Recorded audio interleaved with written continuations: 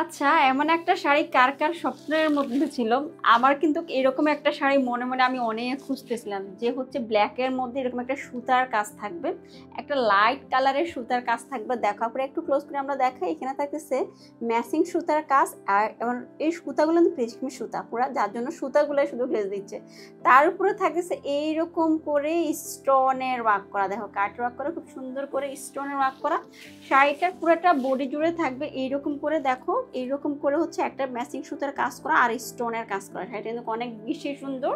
মানে এইরকম একটা ব্ল্যাক শাড়ির উপরে হচ্ছে যে এইরকম করে একটা লাইট সুতা দিয়ে মানে সুতার কাজ করা একটা শাড়ি কিন্তু আমার মনে মনে আমি খুব করে চাইতেছিলাম যে এরকম একটা শাড়ি আমি কবে পাবো আমার পরিচয় পেজের কালেকশনে। যদিও পরিচয় পেজের মধ্যে সবাই কিন্তু একটা সিগনেচার কালার হচ্ছে আমাদের ব্ল্যাক কালার। ওকে আপুরা, এই শাড়িটা দেখো কত সুন্দর, তাই না? এটার ফেব্রিক থাকবে আপুরা বিস্কিট জর্জেটের মধ্যে, খুবই প্রিমিয়াম কোয়ালিটি এবং খুবই সফট। এবং শাড়িটা আমরা দিয়ে দিচ্ছি কত?